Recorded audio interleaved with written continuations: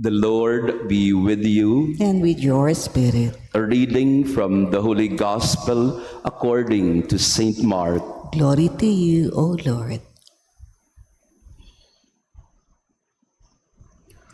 People were bringing children to Jesus that he might touch them, but the disciples rebuked them.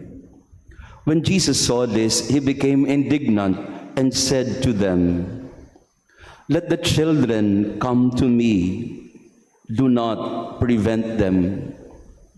For the kingdom of God belongs to such as these. Amen, I say to you, whoever does not accept the kingdom of God like a child will not enter it." Then he embraced the children and blessed them, placing his hands on them. The Gospel of the Lord. Praise to you, Lord Jesus Christ. Please be seated.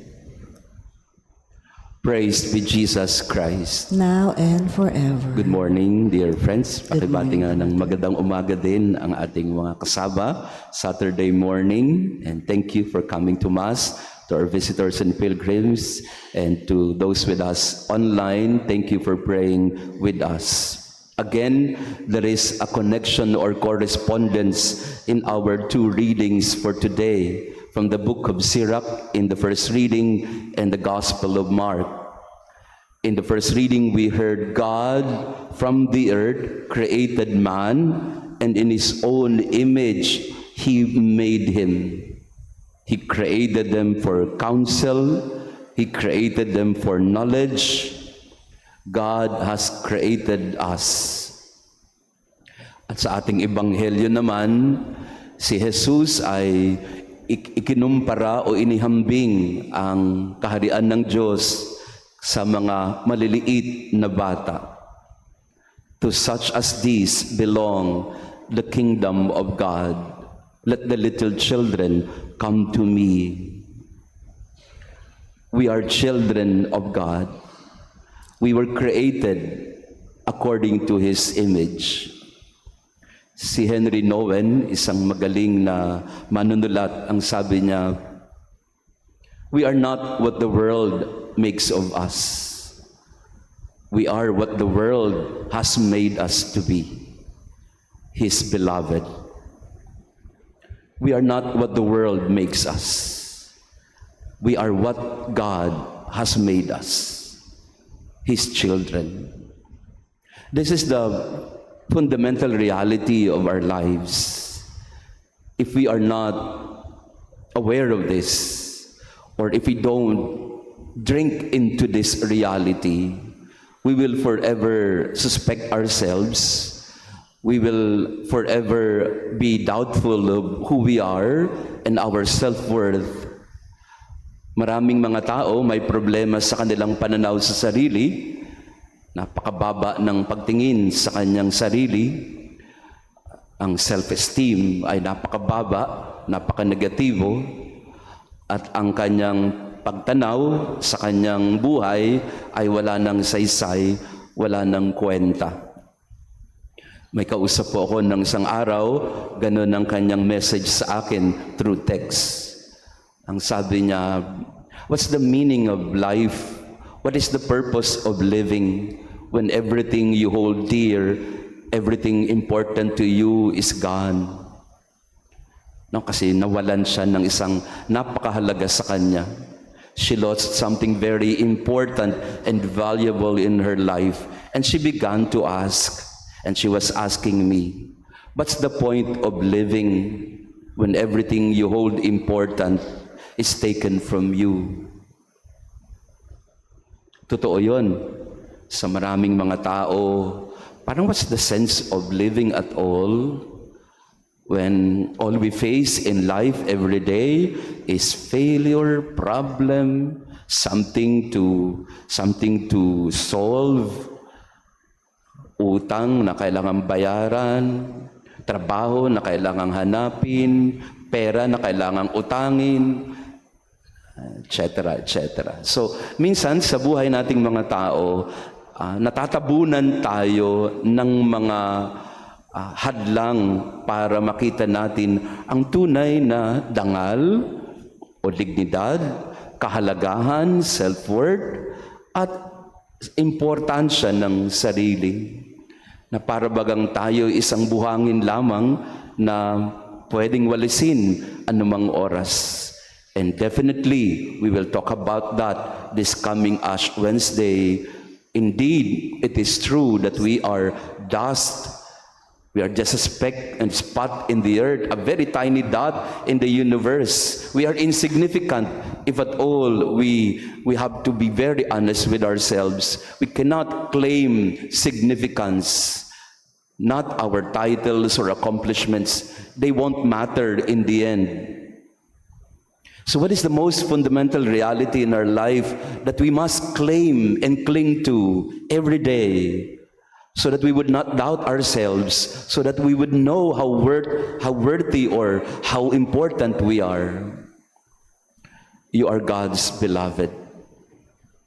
This fundamental reality of being beloved, sabi ni Henry Nouwen, ay dito nakaugat at nakabase yung ating pag-asa o kawalan nito. Dito nakaugat yung ating joy, yung kaligayahan o kawalan nito.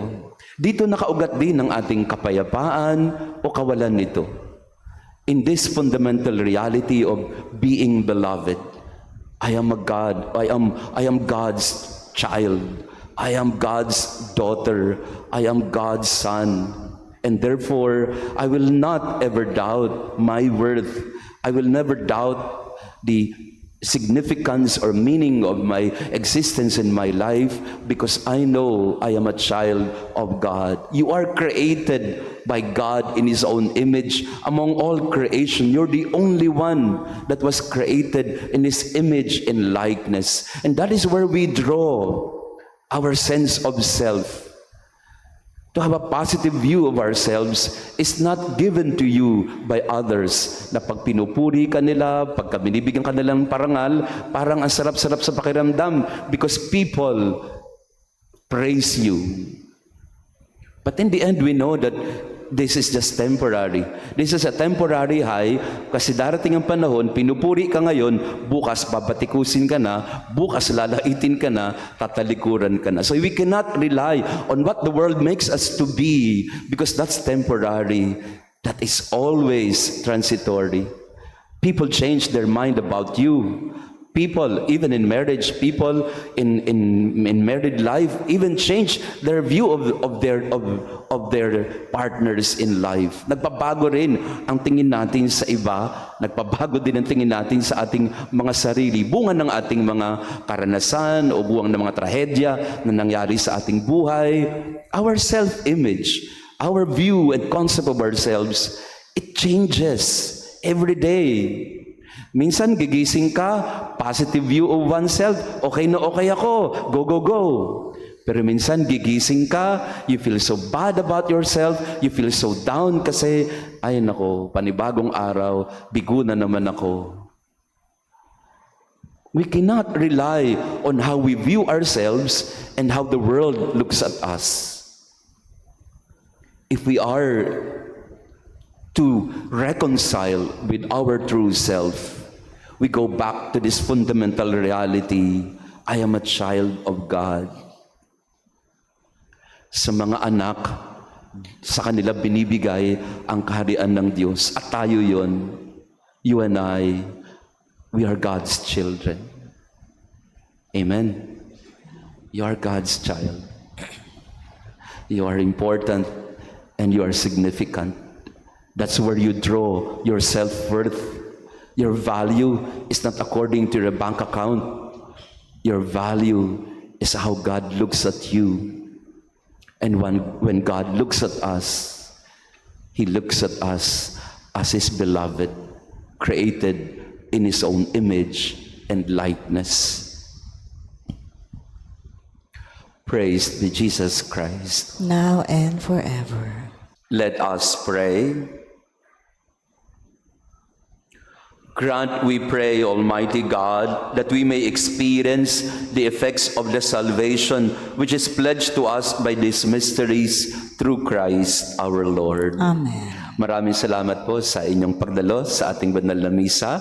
To our visitors and pilgrims, thank you for coming to Mass. To our online parishioners, thank you for praying with us today. Ako po ay magmamadali dahil papunta po ako ng airport. Mawawala po muna ako ng 13 days, 12 days, no? So beginning today and March 13, no? I'll be out of the country and for a Marian pilgrimage. I'll be praying your prayers with me para sa inyo po, no? So again, tayo po ay magsisimula na ng Kwaresma this Ash Wednesday, ngayon pong March 5. Kaya magdala po tayo ng palaspas. Dito po yung mga old palaspas po ninyo, pakidala dito sa ating parokya para ito po yung magiging abo na gagawin natin for Ash Wednesday.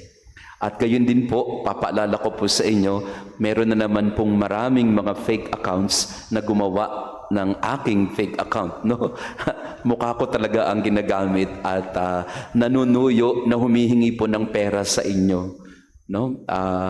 Kaya po wag po kayo magbibigay ng pera sa humihingi sa inyo ng pera na ang pangalan po ay Father Jason ang ginagamit, no? Hindi po ako yon, yung kausap ninyo.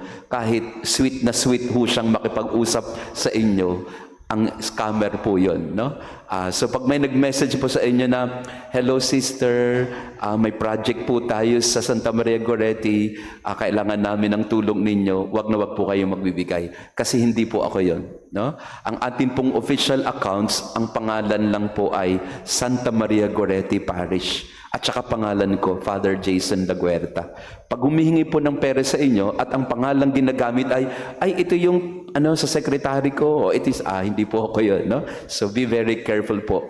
Sinabi po sa akin ni Ate Lea na meron daw 10 accounts, no? Parang ganun ka na gumagamit ng ating pangalan. So be very careful. Again, we are now entering into the Lenten season, and let us always observe what is asked of us: prayer, fasting, and almsgiving. The Lord be with you. And with your spirit. And may our loving God bless you and your family, the Father, the Son, and the Holy Spirit. Amen. Our Mass has been offered. Go in peace to love and serve the Lord. Thanks be to God.